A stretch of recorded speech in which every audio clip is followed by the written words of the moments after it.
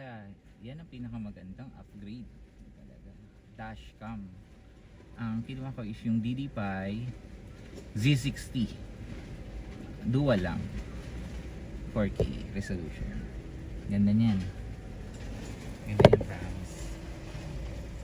Diyan ko lang siya in-install. Actually, DIY, kayang-kaya mo yan. Kaya mo install. Accessories na binili ko for my Seal 5 is this Carlink kit. Kung ayaw mo mag-install ng Gbox, although meron na akong Gbox, pero kasi yung Carlink kit, may capabilities kasi siya na pwede mo lagyan ng SIM card, which is pwede mag-data.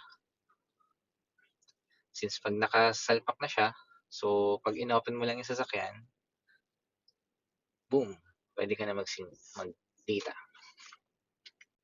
In my case, dito ko siya nilagay kasi may aircon. So, kasi umiinit yung ilalim nito eh. Then, binilang ko na lang siya ng magnetic. Ewan ko kung makita. Pero, ayan, binilang ko siya ng magnetic. Then, dinikitan ko siya dito. Para didikit lang siya. Sulit ba ang bumili ng Carlink kit? For me, sakto lang. Hindi naman siya sobrang ano. Kasi kung may data naman yung phone mo, download ka na lang Gbox. Steering wheel cover.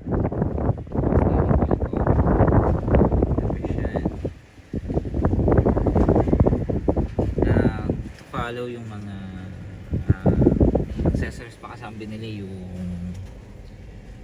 cover nitong screen protector nitong screen magandang bilhin. Ito yung mga mattings, lalo na ngayon nag-uulan, sobrang useful niya guys. Sobra yan, ganda. Actually ito yung pinakamahal na yung PPF. Syempre kulay black yung sasakyan, so prone siya sa gasgas. So yung PPF kasi is nakakatulong talaga siya. Actually nakakatulong siya sa mga scratches, sa closing. Ganda, sobrang ganda. Guys, quality yung PPF ng Tokyo Film, promise.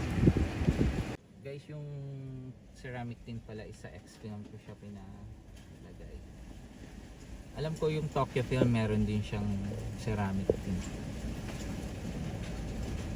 Ang maganda sa kanya sa X-Films actually, gumagana yung RFID. Ewan ko lang sa ibang tinta, pero for me, nasubukan ko na siya, gumagana siya. Yun yung worry ko nung una eh, kung gagana ba yung RFID. Pero sa ngayon okay siya.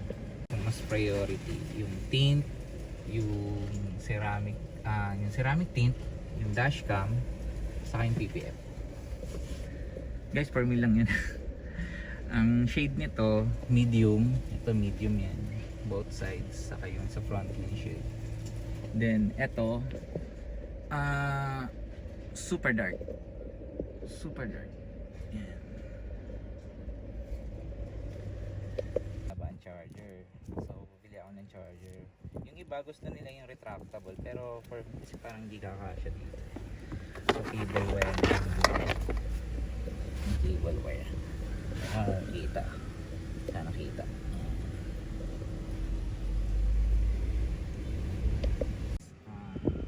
Ako kasi gusto ko minimum, ako magabagay lang siya sa sasakyan. Yung mga ganito pabango, which is this one, vent wrap new car little please. Talaga yung new car, ganda, ang bango niya guys. Diyan ko lang siya nilalagay. Isa sa mga minor update, ito yung mga backrest na lumbar support. Okay yan. Ganda yan, ang ganda lalo na pag sa long track.